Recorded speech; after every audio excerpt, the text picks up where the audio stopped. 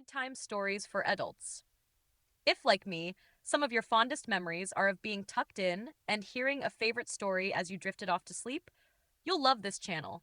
Here, you'll find gentle bedtime readings of my own books, narrated by my assistant May, in a soft, soothing voice designed to help you relax. No jarring sound effects, no sudden noises, just calm, feel good stories to ease you into sleep.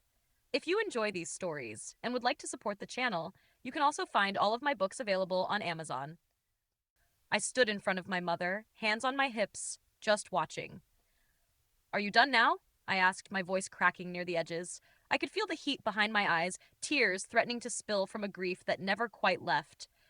But Donnie, what you be asking? She began, but I cut her off gently. I know, Ma. Okay. I took a breath that felt too big for my chest. I'm going to tell you a story I've never told you before, and I need you to listen all the way through. No interruptions, no more outbursts. Okay? She dried her eyes with a trembling hand and nodded once, the motion small and brave. I went to the doorway and called, Nimisi, Ernie, Irene, come in here, please. They hurried in, concern stitched across their faces. The women, seeing my mother wiping tears away, sat beside her and fussed over her like they already belonged to our family. Ernie gave me a tired nod and headed for the keg for a well-deserved ale. I paced the floor like a man pacing out the distance between what he'd been and what he had to say. Okay, everyone. Please sit, I said at last. I have a very hard story to tell, and I only want to tell it once, and then never think of it again. So no interruptions, please. I kept pacing, the words heavy as stones in my mouth, and then I started. We just had the funerals for Claire, my wife, and Bethan, our baby girl. I wanted to die to be with them. I was angry, hollow, crushed by grief. For the next 2 years, I threw myself at any mission that would surely get me killed. If I survived, I'd pour myself into a bottle and wait for the next chance to end it. Grief ate everything. It was a hunger I could not fill. One night, drunk out of my skull in Dunmoragh, I was with some dwarf friends. We were drinking, talking loud to drown the quiet. They told a story of Mangleclaw, the first I'd heard of it since the bedtime tales my ma used to tell to make me behave. I scoffed at first. He no be real, I thought. Only stories. But one of those dwarves pulled up his shirt and showed me the old scars on his back. Ragged, pale ruins of a fight that should have been death. He told me how he and 9 friends had come close to losing their lives. Seeing those scars, real, ugly proof, something in me broke further. I started thinking this would be a good way to die, to find the beast and not come back, to finally be with Claire and our baby. So I plopped my whole purse of gold down on the bar and told the dwarf to show me the mountain where Mangleclaw lived. He agreed, but would go no further. We met the next day, late afternoon. I had a 2-handed warhammer on my back, a bow, arrows, and the worst armor I owned. I was ready to die, in full, stubborn Royal Guard fashion.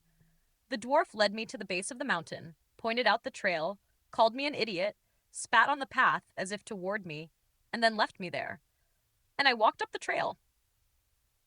About 15 minutes up the trail, where the grass faded into permafrost, the world looked half asleep. The ground never fully thawed there, caught in a strange in-between, like dreams that never quite wake. Land of the fairies, I muttered, thinking of all the old dwarf legends I'd grown up hearing. I kept on until the trail vanished under my boots. I told myself I'd give it 10 more minutes. If nothing came, I'd head back, find that dwarf, and take my gold. But just as I was ready to turn around, the mountain opened up. A cave, huge and dark, a maw waiting in the stone. I slipped into a hollow about 20 yards out, downwind, where I had a clear view of the entrance. The air was sharp, carrying the cold musk of animal. I cupped my hands around my mouth and let out a low whine, like a bear cub searching for its mother. At first soft, then louder, stretching it out as the minutes dragged. It worked. The biggest bear I had ever seen lumbered into the light.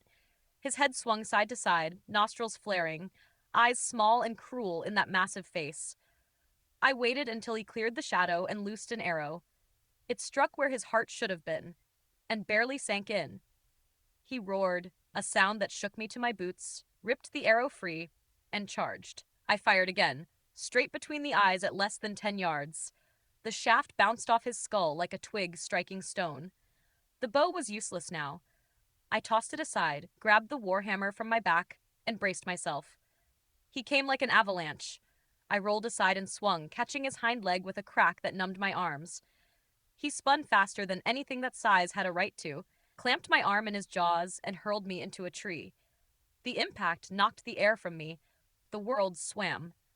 When I opened my eyes, a paw the size of a shield was already swinging down. I twisted, and claws raked across my back from shoulder to shoulder. The pain lit me up like fire. I staggered to my feet, swung the hammer, and smashed the back of his skull. The shock rang through my bones, but I lifted the weapon again, ready to end it. That's when the light came. Blue, pale as moonlight, spilling down onto the beast, and a voice, as clear as if she stood beside me. Don, don't! Claire's voice. My dead wife's voice. I froze, eyes darting, but the mountains were empty. Then I saw it, the old arrowheads buried in the bear's fur, glowing in the light, like stars burning under his skin. And Claire's voice again, steady, sure. He will be your greatest friend, and you his. He will be there to guide you and protect you. Don, don't. The hammer slipped from my hands and thudded into the snow. The light faded, and the silence pressed down. The bear collapsed. For 3 long days, he did not move. I stayed, built a fire beside him, hunted longhorn sheep, and cut meat into strips. I shoved pieces into his mouth, rubbed his throat until he swallowed. Then I began pulling arrowheads from his hide, sewing up the wounds as best I could. On the 2nd day, he started to eat on his own. His great blue tongue flicked out, snapping up the meat I threw in front of him. I talked to him while he chewed, told him about Ma and Dad, about Claire and the baby, about the empty bottle that had been my only companion for too long. The 3rd night, I leaned against him for warmth. My eyes closed, and when I opened them again, he was staring at me. Slow, careful, I reached for my knife. But instead of tearing me apart, his tongue swept across my face from chin to brow. Okay, buddy, I said, my voice breaking. You're welcome.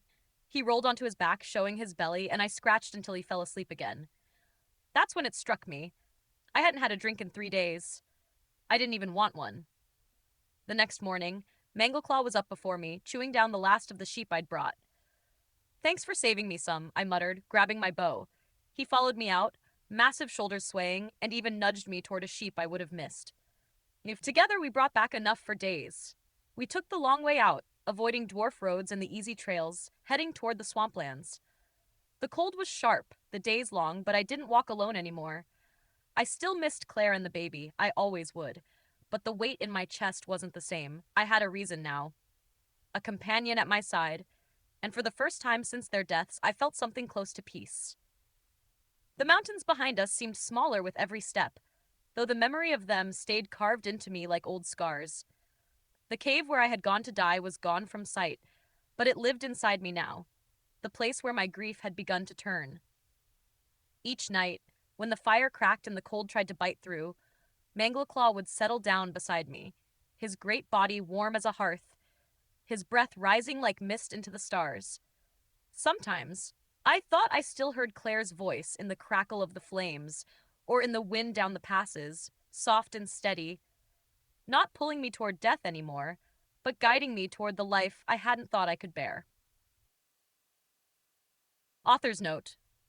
This chapter marks the first meeting between Sergeant Don Zart and the bear Mangleclaw, the creature who would one day become Chili, his loyal companion and closest friend. In the first book, their bond already exists, strong and unbreakable. But here is where it began, the moment that shaped them both. Alcoholism is no stranger to my family. My father, my uncle, and even my grandmother fought their own demons in that battle. But when I tried to understand the heart of the sergeant in this scene, his pain, his struggle, his redemption, it was my Uncle Bob I thought of most. Uncle Bob had 4 children. One of them passed away during childbirth, and that loss nearly destroyed him. It cost him his marriage and, for a time, almost his family. But when his oldest son, my cousin Stephen, fell gravely ill with pneumonia, something changed. Uncle Bob spent a full week at that hospital, praying, talking, bargaining with God. He never left Stephen's bedside. Not once, not even for a drink. And when Stephen recovered, Uncle Bob stayed sober for more than a decade. That moment, that love, that strength, was what I wanted to capture in the sergeant. Not just the struggle, but the quiet triumph of choosing love over the bottle. So yes, this chapter may touch a nerve or stir an old wound, but it comes from a place of truth. Because sometimes, to show a hero's strength, you have to start with his breaking point. Bedtime stories for adults. If, like me, some of your fondest memories are of being tucked in and hearing a favorite story as you drifted off to sleep, you'll love this channel. Here, you'll find gentle bedtime readings of my own books, narrated by my assistant May, in a soft, soothing voice designed to help you relax. No jarring sound effects, no sudden noises, just calm, feel good stories to ease you into sleep. If you enjoy these stories and would like to support the channel, you can also find all of my books available on Amazon.